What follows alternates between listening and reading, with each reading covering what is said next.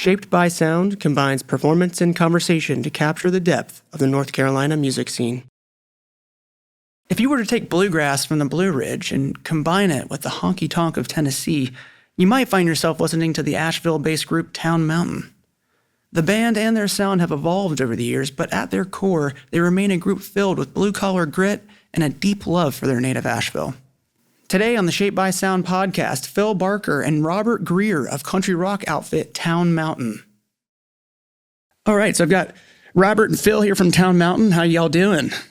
I'm great, James. How are you? Great. Thanks for being here. Yeah, thanks for doing the show. We're so excited to have you. Thanks for having us. Yeah. So I kind of want to start off from the beginning. Y'all are from North Carolina, is that right? And where about? Asheville. You're from Asheville, and Phil? Yeah, we make our home in Asheville. Originally, I'm from Greenville, South Carolina. Cool. So very close. Very close, but I've been in Asheville long enough to call it home now. Yeah. Mm-hmm. Cool. And it seems like the beginning of this story starts with Town Mountain, on Town Mountain. Can you talk to us a little bit about that? Sure. I was living at the base of Town Mountain back in like 05, 04 with my brother and a guy who used to play banjo in our band, Jesse Langley. And we had started playing around, playing some tunes and playing some music and taking it on the road a little bit. And we needed a band name.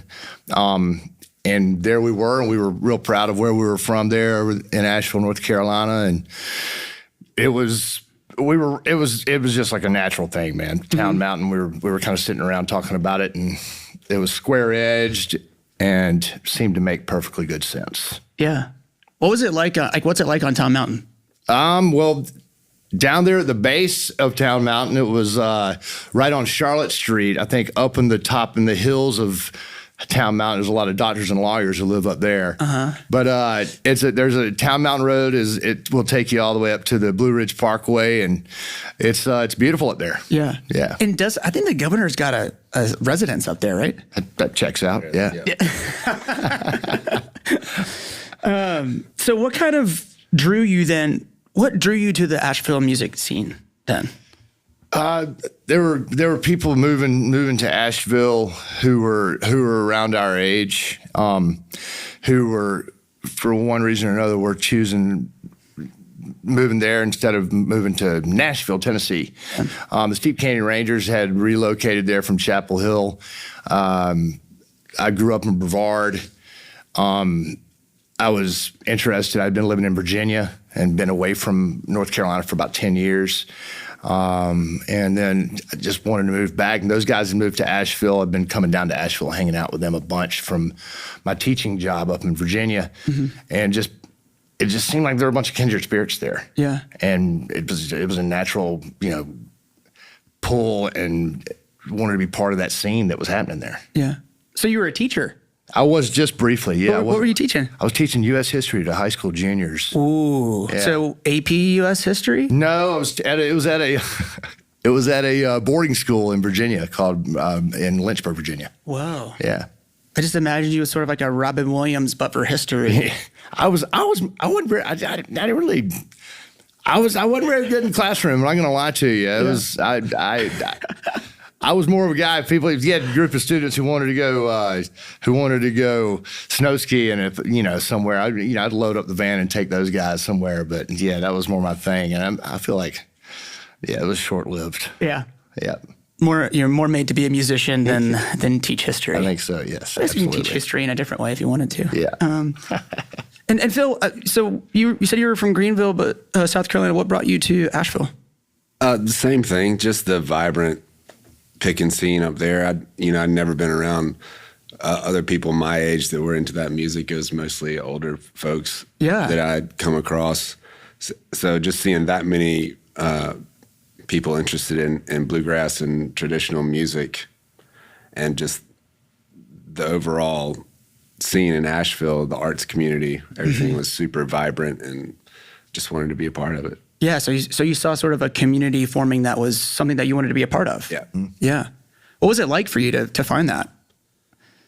It was exciting. It was a lot of fun. Every night you go to the gym or whatever, you learn a new tune from somebody, or you hear a song that you're like, oh gosh, I gotta go home and work on that, or like just like constantly being engaged with that kind of music. It was just a lot of fun. Yeah. Yeah. So for both of y'all, do you feel like there was sort of like an Asheville sound, so to speak, that was like forming? I didn't, when we were there in the middle of it, I didn't think of that.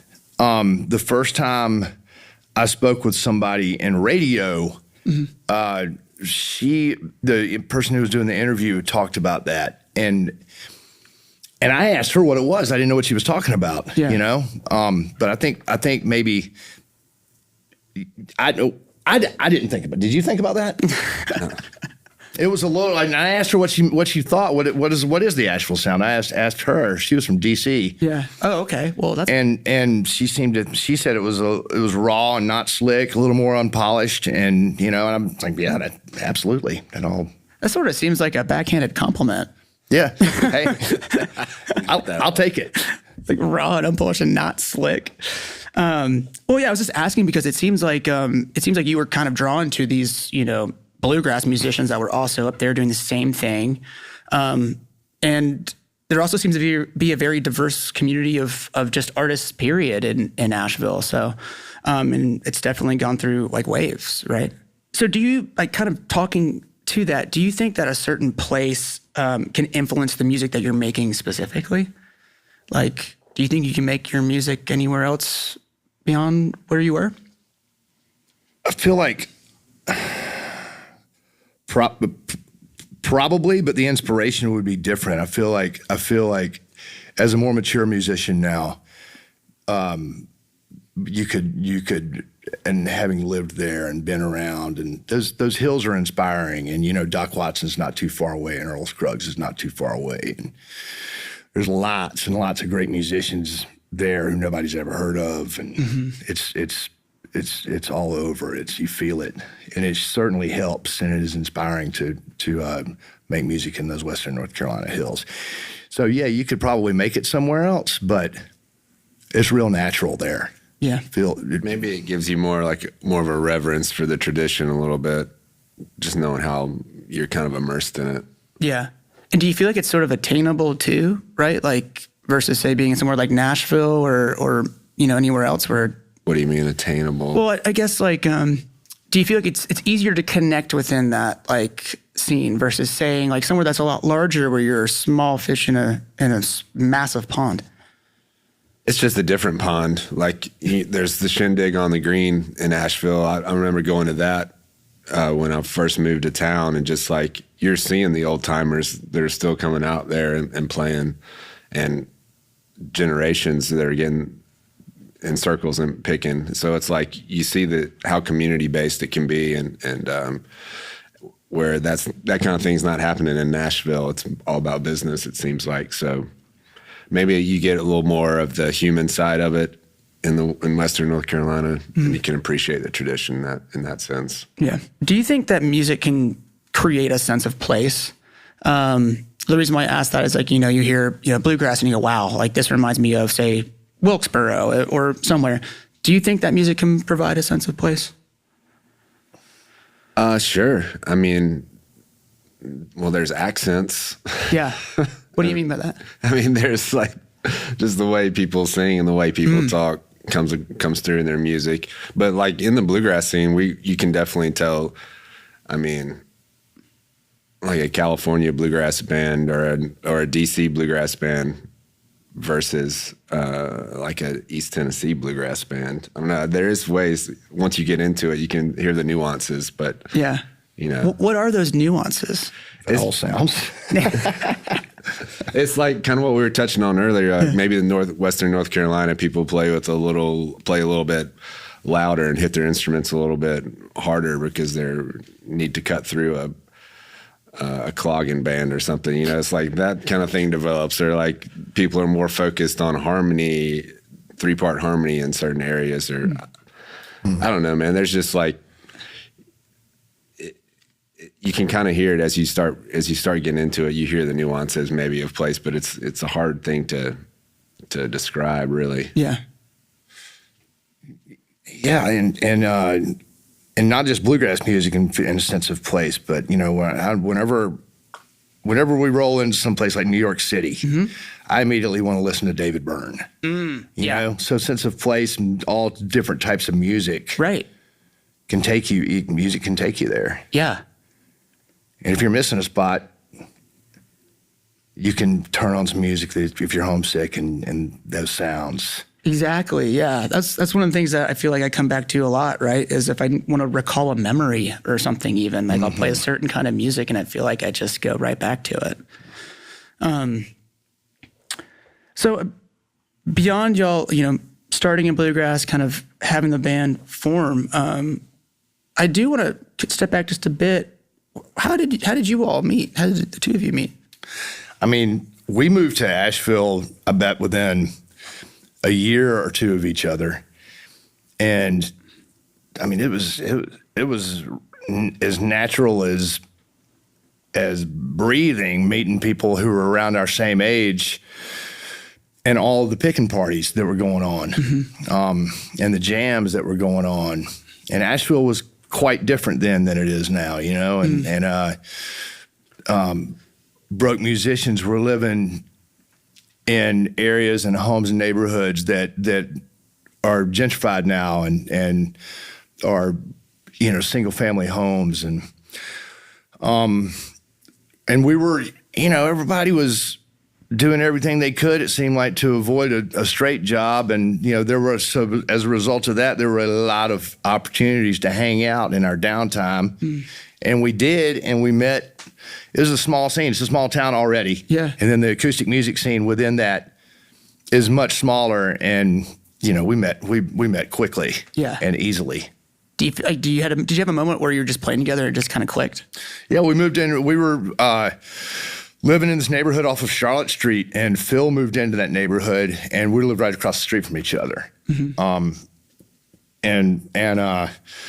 So then we were just playing, we were playing music a lot, and it's a lot of life's about timing. And so he was playing with an outfit, and our mandolin player was what we were playing with in the infant stages of the band, bowed out, and his thing, Phil's thing that he was working with, was coming to an end, and it just made perfectly good sense. It happened real easy and organically. Cool. Yeah. Phil, what was it like to kind of just jump in to the group?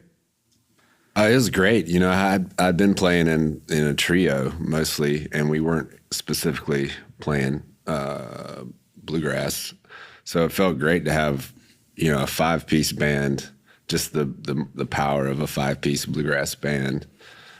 It was just a lot of fun, and just so happened everybody in the band was a lot of fun to hang out with too. So made it easy, and it's awesome. And I want to talk a little bit about that evolution of the band a bit. So you all were sort of founded in this bluegrass and Americana and folk, and sort of you've evolved a little bit beyond that. Can you sort of like speak to that expanding outside of bluegrass? Yeah. We were, when the band first started, we were there was a big bluegrass renaissance phase going on. And, none of us, none of us really grew up as bluegrassers. We've always had a lot of different influences, musical influences. Your Ramble on Rose Hat there is like, we all, one thing we can agree on is the Grateful Dead. Yeah. And I think we've also, we pride ourselves on writing original music. Phil's a prolific writer, and our albums showcase our original songwriting. And I think as we grew, matured as a band, we started writing tunes. We're getting better at writing tunes that fit our style and played to our strengths. Yeah. And we were also when we were a 5-piece bluegrass band, traveling like that, we would play bluegrass festivals, and we didn't sound like anybody else. You know, there were those the other bands were slicker than we were, and they've probably been playing bluegrass music since they were since they could walk. Right. And they're playing heirloom instruments and stuff that've been handed down to them. But in that mix, we had something to offer, and we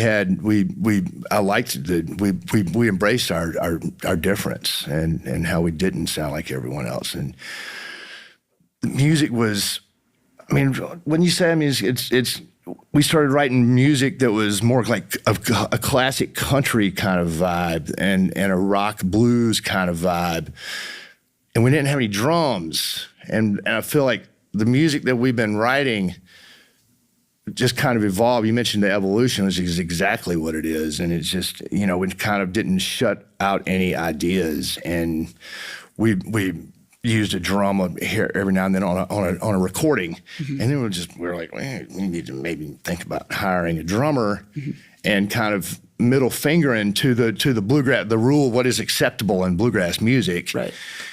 And as we matured, we were like, yeah, what is acceptable is in bluegrass music is not acceptable for us, and we want to do what we want to do.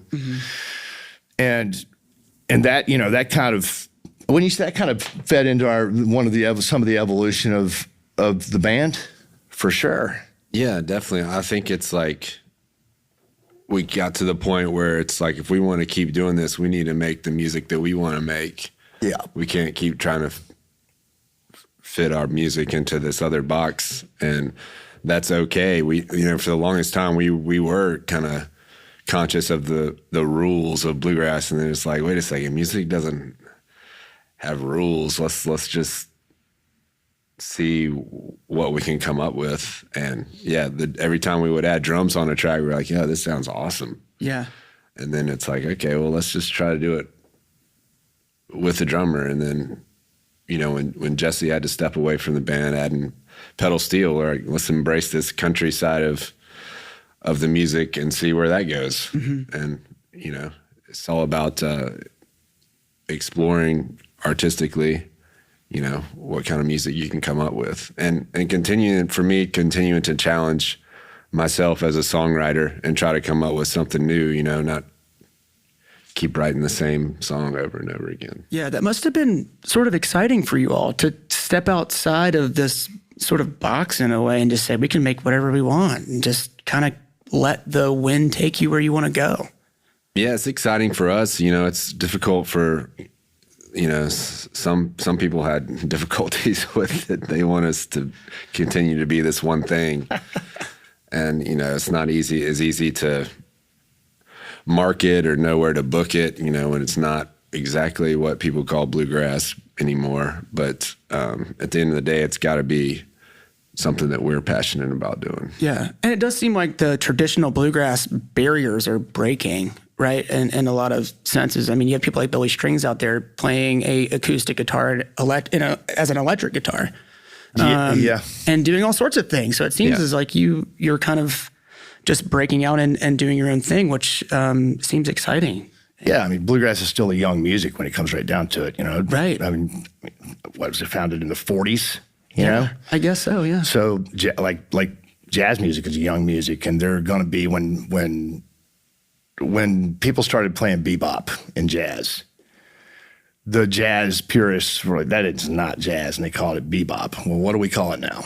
We call it jazz music. Yeah.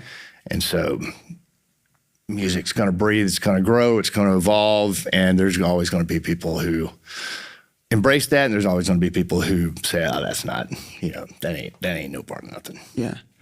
I want to ask you a little bit how not having these genres and just kind of going into a live show, like what is that like for y'all? I mean, it seems like you can go wherever you like. Yeah, it's kind of, we don't really know. It depends on what the audience is there for. Sometimes the audience, if we're playing a bluegrass series, they're there maybe expecting something a little more traditional, and that can be, you feel like you got to win them over or something like that. So it's like we run the gamut, and then there's other times when we're playing a festival dance tent. It's like we were made for this scene right here. This music is dance music, and it's maybe a little more effortless to connect. Yeah. So each night is different a lot of times, depending on the scene. Can you sort of expand on that scene that you like to play to? I feel like we thrive in a scene that is not seated. And maybe, we're the music is that we seem to gravitate towards is music that gets people moving, and we want to interact on that level and we want that energy exchange. We don't want to be just putting out all this energy and then it's not getting anything in return. You want people dancing. Oh yeah. Yeah. Ideally. Yeah. And what does that do for you all when you do see that, when people are up and they're active and they're really enjoying it? Like, what does that do for you on stage? It's really fun. Yeah, not much. I mean, it just validates your life's work. Yeah. Validates your life's work. Everything. No big deal. Yeah, no big deal. No, that's what it's all about. For me, at least, like that's when you have the connection. Mm-hmm. That's why you do it. Has there been moments where you approach the show and you're like, I'm not really sure how this is going to go, and all of a sudden you play one and people are like down? And yeah. Okay, here we go. Yep. Yeah. And that's a pleasant surprise. I bet. For sure. Yeah. Sometimes people don't. Sometimes you'd be surprised, man. Sometimes audiences don't know how to listen to music. If people, I'm trying to be diplomatic here, but at the same time, it's like, it's not their fault. It's just, not everyone goes to hear live music. And sometimes there's there's a concert series somewhere that is supported by people who have donated money to that concert series to help get acts there, to help pay the crew and all that, to rent the place. And those people support the thing. For whatever reason, some audiences are better and more accustomed to listening to live music than others are. Mm-hmm. And those places tend to be a little more fun and a little more rewarding, gratifying to play music for. Yeah, for one reason or another. I've heard that y'all have some really fun Western North Carolina shows that people show up for you all out there. Definitely. What is that like? I mean, I heard about it, but I haven't been to one. So, are you talking specifically hometown shows in Asheville? Yeah, I mean, I've just heard from people that, hey, if you catch them, man, out in Western North Carolina, it's something different, and people just get energized by it. Well, those are all our homies over there, and there's something to be said for a hometown show, and there was something to be said. Like people say, there was always something to be said for a California show with the Grateful Dead. Yeah, especially in in the Bay Area, mm-hmm. And so I think that is something that most bands and acts experiences in their hometown. If they there's a little different energy there. Yeah, you think people show up a little bit different for that? Yeah. They come in, they know everybody's names, and they're hollering, and they're ready to go, and they're ready to see their boys perform, and we're ready to throw down for them too and perform for them. And that's always a kick in the pants. Speaking of that Western North Carolina scene, I wanted to talk to you a little bit about Helene, right, and how so many people were affected by that. Obviously, the arts community drastically affected by that as well, and I know that you all sort of had to deal with the effects of that, but also just keep going on tour, right? Mm-hmm. What kept you going despite that, just having to live through that? Well, we were fortunate to be able to go back to work. Yeah. Our work takes us out of town, and I feel like it was the thing to do. If we were going to go back to work, the thing to do was to represent what had just happened and have some sort of do what we could to help make that to benefit Western North Carolina. Mm-hmm. I should probably let Phil talk more about this than me because I wasn't there. I was out of town. I came back into town to meet the guys for a run, mm-hmm. and saw the devastation afterwards. But it felt like the right thing to do. To be in that situation, having the good fortune of being able to go to work, and we need to go. We got to go to work, man. I mean, we got to pay mortgages and rent and raise kids and stuff. Mm-hmm. Do you want to speak to that, Phil, at all? Yeah, I mean, like Robert said, maybe we were representing, like, you know, the storm wasn't going to keep Asheville down. We were kind of representing, like, we're going to keep doing what we do. And it wasn't an easy thing to leave town just with so many people hurting the way they were. And but at the same time, yeah, we had bills to pay and had to take care of that and maybe just represent some normalcy in our worlds. And I'm also wondering, too, if, I mean, you kind of spoke to it a little bit, but you all seem that you're representative of a working class there that's trying to get back to work, period, right? And just go out there and just do what you're normally doing, but that new normal is just so difficult. Oh, yeah, there's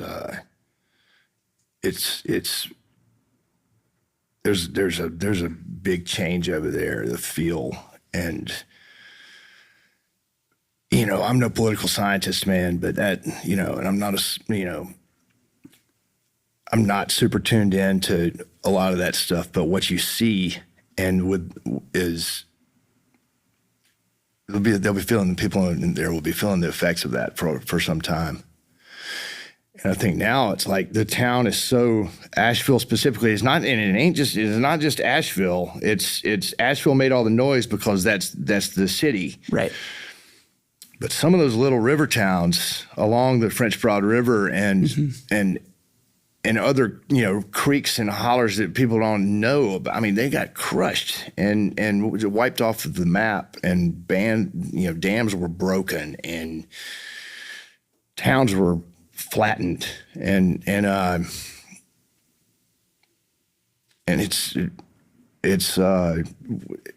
we're feeling the effects of it. We will feel the effects of it for some time. And now the town hitched its ride to the service industry in a lot of ways, and that's the big business in Asheville. There's no big plants, not, you know, that type of stuff. But there's a huge service industry. Yeah. And now people got to get back over there, going on vacation to Asheville, because the water ban is lifted and you don't have to boil water anymore and things like that. And we have to go back to, people need to go back and start staying in the hotels that are there and going to eat at the restaurants. And the service industry needs to get back up and running and back to business as usual. And Asheville is open for business, folks. Yeah. Yeah. I also sort of want to talk to a little bit about performing up there again, because we need to go see shows up there again. Yeah. Right? Yes. The town they're thriving on tourism. They double-edged as it may be. It's like the word is out about Asheville and Western North Carolina is a gorgeous spot. It's one of the most beautiful places on earth, we think, and people are drawn there. So yeah, Asheville is open for business, and get back over there and support the Orange Peel and other live music venues and all those great restaurants. And because people that's where they're feeling it right now. And it's like a big plant has been shut down and workers can't work. Mm-hmm.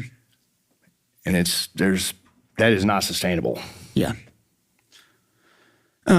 One thing I want to talk to you about too is sort of the set that we've been able to work with you all on. Early on, we were chatting with you all and asking, like, what inspires you and what do you think that we could build sort of around you that kind of is a reflection of your sound. And Phil, I think you said to us a line where you were thinking, like, I want to think about the working man's vintage. Can you sort of explain that a little bit and how that's a reflection of the sound that you all make? Sure. Like, I'd say, like, maybe a lot of the songs that I've written are kind of speak to that kind of, idea of talking about pleading the case of the working man or whatever. Just like these like struggle of making it in the world today, and like, but in a bluegrass instrumentation context. So like it's always been like this juxtaposition of those two things. So maybe like, you know, it's a country music, but it has some of these more urban ideas about the struggle of surviving. So I don't know. That was just kind of an idea that I had, was us playing our music maybe can be thought of as country music in this more urban setting. So that's kind of where the set design idea started. But you guys obviously took it to a much higher level. And appreciate that. Took that idea and ran with it. Yeah, for sure. But I just think it's interesting to kind of touch on some of like who you think your music is really sort of touching, right? Like who it's reaching. That's a great question. I would like to know. Yeah. At the end of the day, like for me, I'm writing music that selfishly that I want to hear. Like I don't hear a lot of that. These stories being told in so much in the country music context. You know, it seems like more about dirt roads and tailgates and stuff, and like, I don't know, just wanting to write about something real, or at least real feelings, and maybe that's just something that I struggle with, is trying to find my place in the world and trying to survive doing what I do, and hoping some people can relate to that. Yeah. Robert, do you want to speak to that at all? I think my dog over here took care of it. He's the prolific writer anyway. I mean, when I write something, I write about something that usually has happened, and it's what I call a frying pan tune, you know. I write that thing in about 10 or 15 minutes. Phil cooks these things up, slow cooks them over months sometimes, you know. And I'm sure he has the occasional quick one too, but he's disciplined as a writer and diligent as a writer. Gets up writing songs, you know, and schedules days to write songs. I don't do that. Yeah. I wish I could. I wish I probably could. I just choose not to. Sorry, go ahead. No, you go ahead. I was gonna say, like, frying pan tune. Just a quick song that gets, you know, like you cook a T-bone steak in a skillet really fast, you know, and hot. When do you know you've got that though? It hits me like a ton of bricks. Yeah. Yeah. And a lot of my songs that I've written are written fairly quickly, in an hour or two. Wow. Yeah. Which I think that's pretty, and some of them are quite much faster than that. Yeah. Yeah. So how does it happen? So you're like, you get struck by lightning and then you just jump on your guitar and just get it out? Yeah. Yeah. Or I'm in the van and something hits me, or I'm, you know, I'm driving along there and I've got my iPhone. It can hit voice memo and recite, you know, dictate into it. Yeah.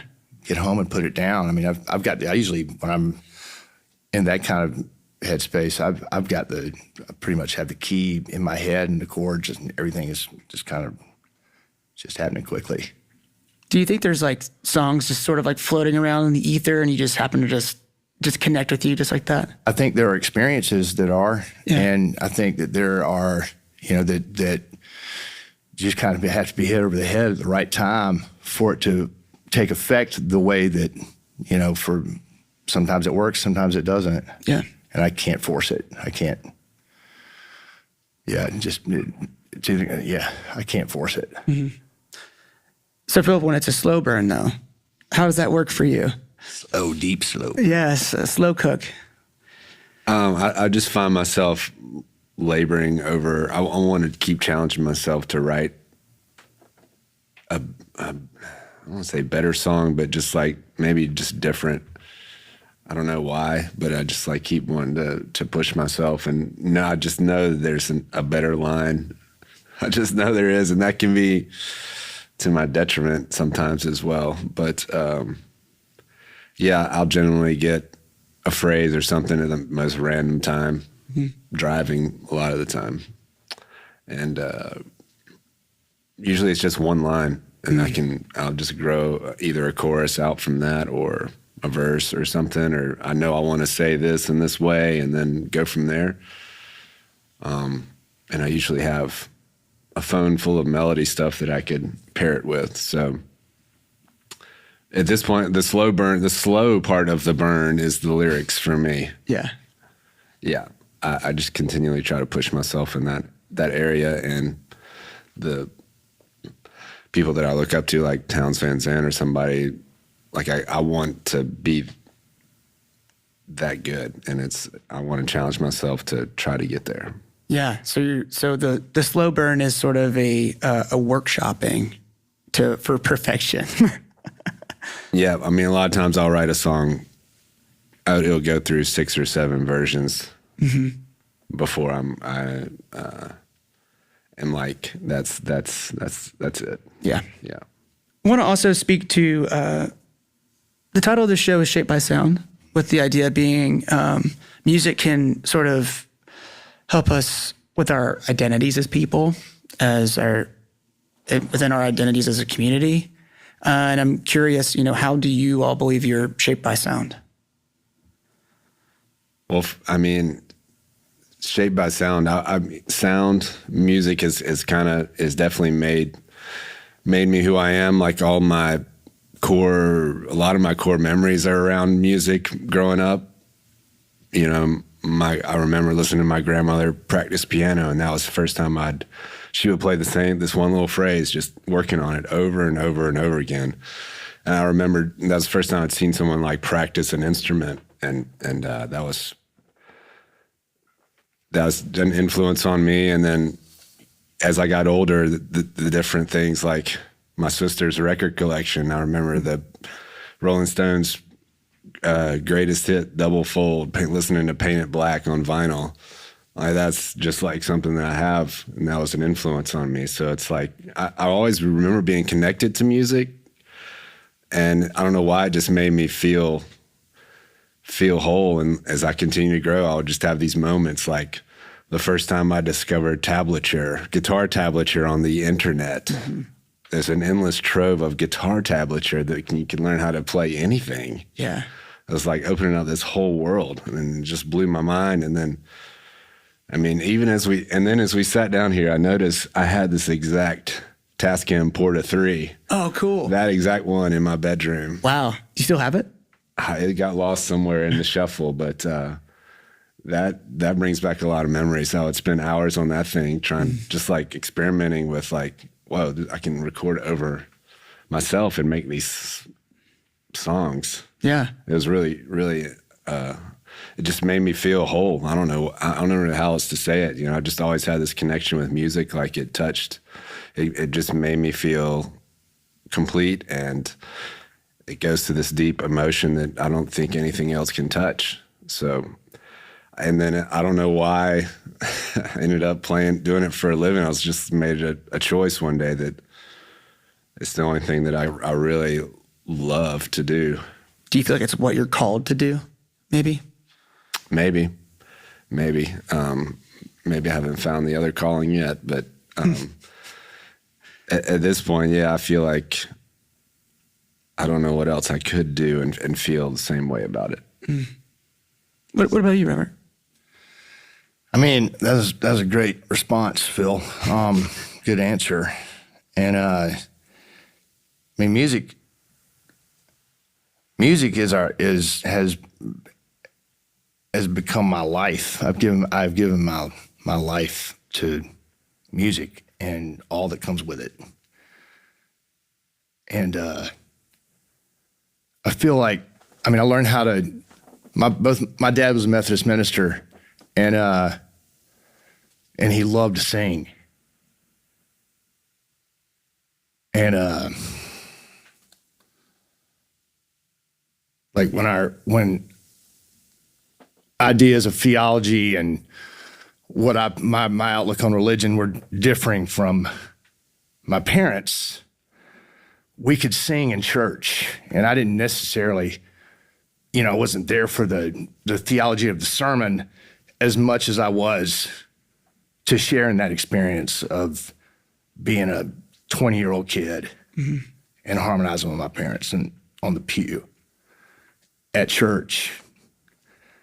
And, you know, all that came with like being in children's choirs and chorus groups in high school and college, and always loving music, always, you know, singing at the top of my lung when I'm driving down the road, or, you know, and always loving to sing.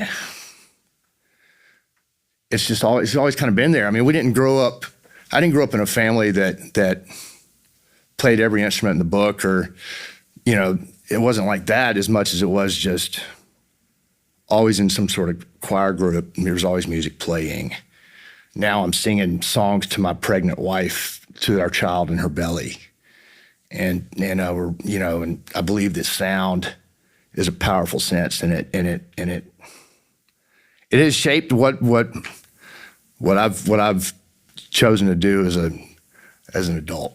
Mm-hmm. And I assume, as long as I'm still have fire in the belly, that I will want to continue traveling the road and playing music, because it'll only work as long as I do have fire in the belly. But because you can't fake it in this business, I believe that wholeheartedly. I'll continue to make music as long as I feel like I can do it authentically. Yeah. And naturally. So it's the music has, I'd imagine, in one way, shape, or form, it will always be central with me, and that's I could go on about it. I feel I have a lot of feelings about it. It sounds as though that you've found a lot of harmony between people, not just within the music. Yeah, I mean, it's there have been times when the harmonies are a lot tighter, mm-hmm. and there've been times when the harmonies aren't as tight. But it keeps coming back, and it's always been a constant. And sometimes it's more fun than it is other times, but it's been, I wouldn't change a thing. Mm-hmm. Yeah. So I'd like to, at this time, sort of go through the set list with y'all, if that's okay, and go through some of the songs and kind of understand a little bit more about them. And I'd like to start with American Family. Okay.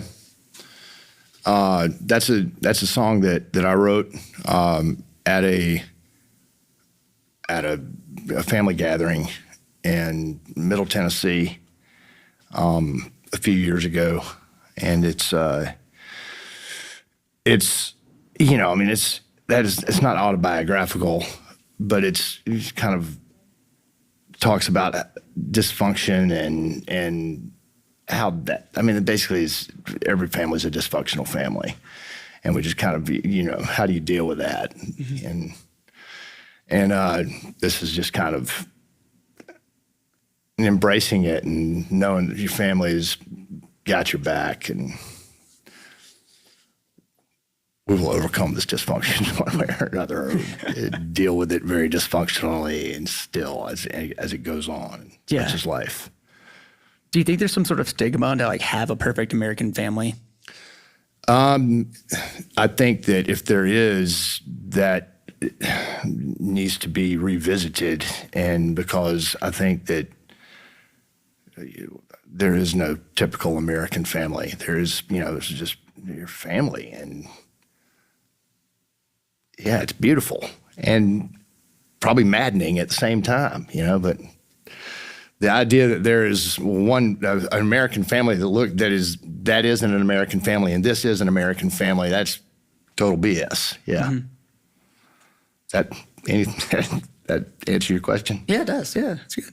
And then you all play that into Flannery's Reprise. Is that right? Yeah. Flannery's Reprise, that's a remake of an old fiddle tune called Flannery's Reel. And that's a tune that Bobby's always liked to play. We did a version of it on our third record. And we did a covers EP up in Woodstock, New York at Levon Helm's barn. Oh, cool. And Bobby wanted to rework that song, and he kind of came up with the different kind of arrangement and feel on it. And it's a lot of fun to play. It's about a deep groove, and something we all try to get with. Yeah, it seems like you all get to really have fun with that. Yeah, it's a chance for the pedal steel to kind of explore the space, and Bobby to explore the space. And find the connect on the rhythmic level for the rest of us. Yeah. And Lines in the Levee. And the author's right here. Yeah, you want to talk to us about Lines in the Levee? Sure. Lines in the Levee. It's a tune about just impending change. I think I started writing this one around up at election cycle. It just kind of like feeling like maybe people's voices weren't being heard, or that other people were kind of controlling the conversation. And this is kind of a song like kind of like rallying people to know that there's a change coming, and having the hope that there's better times ahead, and the dam's going to break. There's lines in the levee. Does it feel like that song now means sort of something similar to when you wrote it? Sure. History seems to repeat itself for certain themes, and maybe change is still coming. It's just a lot slower than we thought, and maybe it's, but it's for whoever. So it's just about feeling a change coming, and just the potential in that. Mm-hmm. And Maid of the Mountain. Maid of the Mountain. I'll take that one. Maid of the Mountain is that's a song about home and missing home, and particularly in Asheville, when you come back to town, most directions you come back to town, the first thing you see is the French Broad River. Mm-hmm. And so it was kind of like just kind of maybe a love song for the region and for the people there, and it takes on a different weight after Helene. So that's a really important song to sing for me, and it's just about missing home and missing the community. Yeah. And Ruination Line. Phil wrote that song. Phil writes a lot of these songs. It would be foolish for me to answer the response. Oh, it's okay if you would like to. Because you play the songs. I can tell you about there's an evolution that it's on the at the very least Ruination Line is a glaring social commentary. Mm-hmm. And we used to play it as a grass band.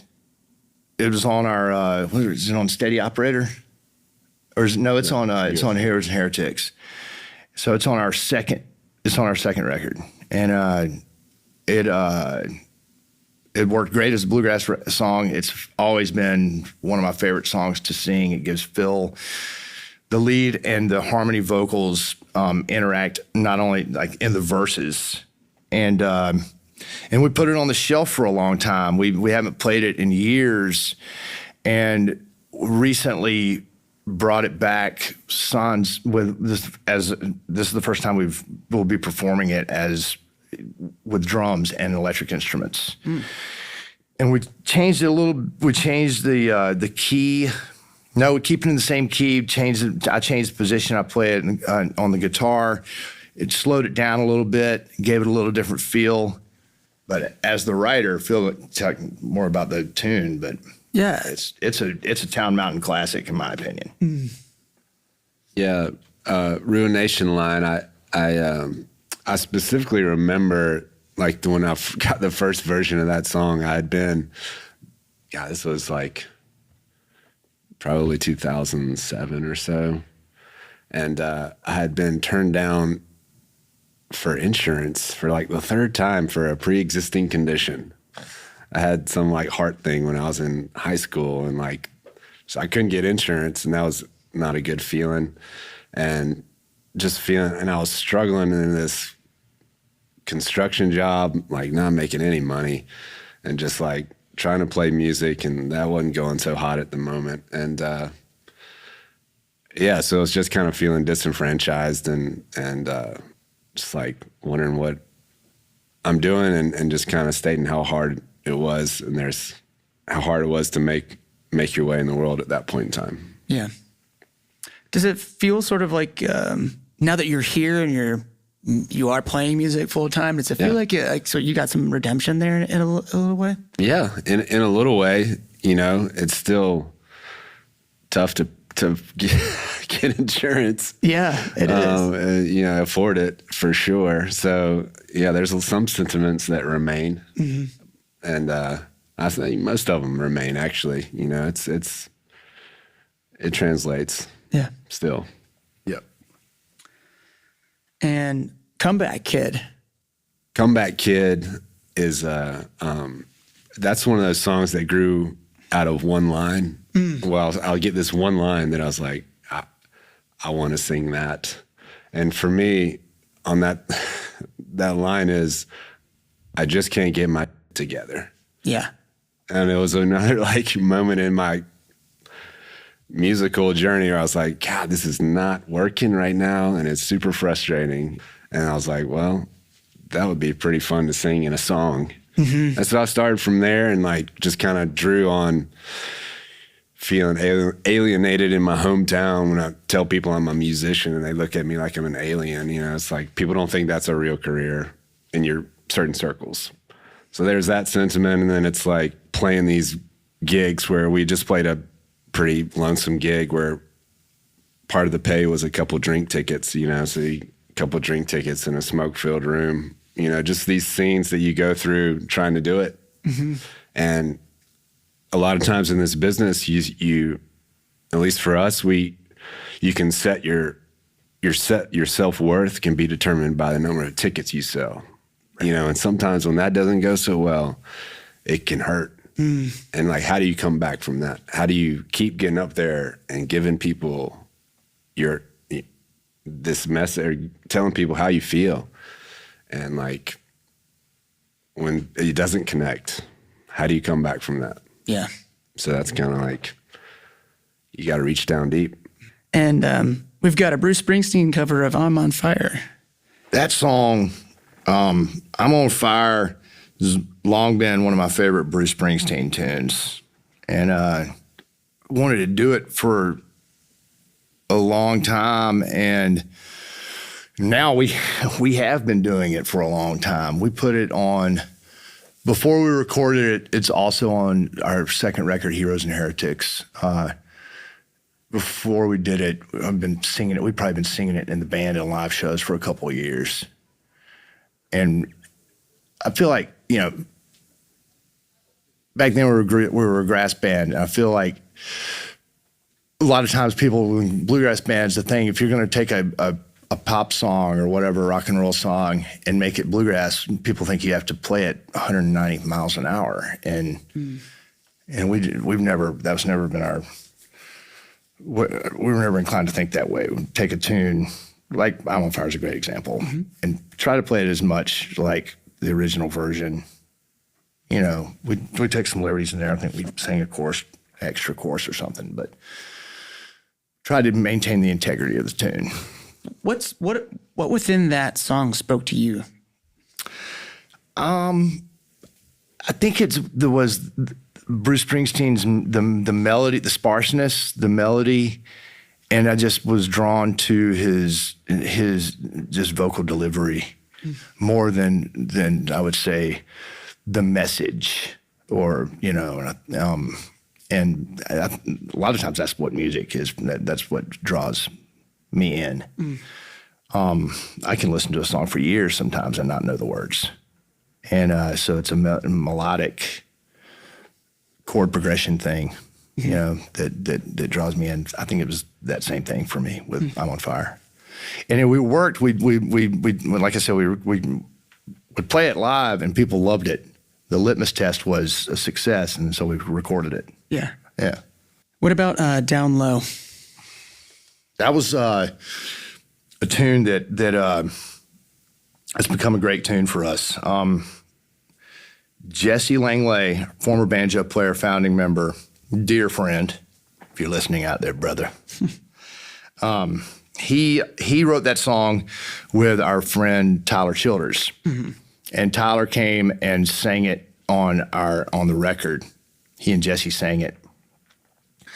It would have been a killer song without that collaboration. Certainly Tyler helped that along big time. And we can't win. We have to play it every night. Yeah. Yeah. A lot of these songs, I'm on Fire's the same way. There's a couple more that we have to play. And there are worse problems to have, you know? So, right. Yeah. What's it like for you all to play those every night? It can be a challenge. But at the end of the day, you have to know that it's the people in the audience haven't played this song every night. Yeah. Right. You know, so at that point, it's bigger than you. It's about doing something that, you know, these people paid money to come see you play, so they want to feel like they've heard their favorite song, and their favorite song is usually one of about four. Yeah. So let's play them all, and it can be a challenge, but at the end of the day, it's not about you. It's about the experience of people in the audience. Right. Strike It Rich. Is this a new one? It's no, it's not new. Okay. I wrote that song. When was it on? We've been playing it for years. And we put it away. Songs run in Town Mountain, and I'm not sure, but I won't speak to other bands. I think some bands probably experienced this. Songs run their courses with our band, a course with our band, and we'll play some songs we'd never stop playing, and then other songs we'll put on a shelf for a while, and then it'll come back. And Struck It Rich is another one of those songs that we stopped playing for a while, and I think last spring kind of brought it back, changed the vibe on it. We kind of, when I wrote it and we recorded it, we, you know, did our best to play it like as Larry Sparks or something would play it. And it never really, like, I went back and listened to it, not, you know, I think maybe when we started last spring, I was just like, damn, that is not the way that song, that doesn't jive well with the we didn't perform it very well. And the way we're doing it now is a lot more, has more of like a Southwest Louisiana vibe to it. And we love this band, the Red Stick Ramblers, and I go down there and hang out and with some buddies of, you know, duck hunt down there and stuff, and go, you know, Southwest Louisiana is an amazing place. Yeah. And their musical culture, among other things, is really, really fascinating and vibrant. What is Struck It Rich about, Robert? Yeah. Struck It Rich is about was written by my younger brother David and me, and it was written about our buddy. It's written about this dude named Mike Catrino, who's one of the great characters of our lives, and we love him. And he grew up in a single parent house, and he's always been a go-getter.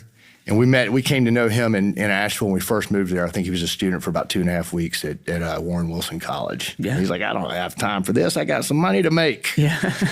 And so he started, you know, I think he was always getting into different ventures, and he started a seafood business. And then the next thing you know, he's like, you know, in a place where he was one of my first friends in Asheville that ambition took away from Asheville.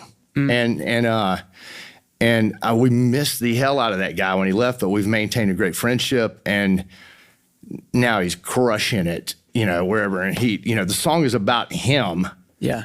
And he always wanting to he has achieved his goal, and it couldn't happen to a better guy, you know.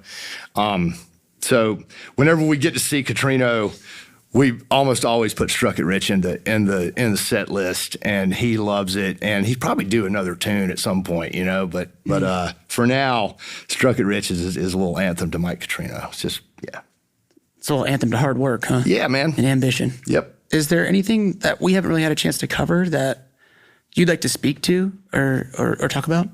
I feel like we've gone on the deep dive today. Agreed. I don't know. Anything else we'd like to cover? In a much different way than I would have said before Helene hit the mountains of North Carolina.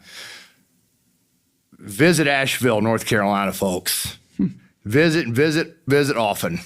Yeah. But yeah, thanks for having us, James. Yeah, of course. Thanks for being here. We really appreciate it. Thanks for joining us on the Shape by Sound podcast. If you'd like to hear some of the songs we discussed today, you can find them on our website, pbsnc.org/shapedbysound, or find us on the PBS North Carolina YouTube page. Thanks for listening.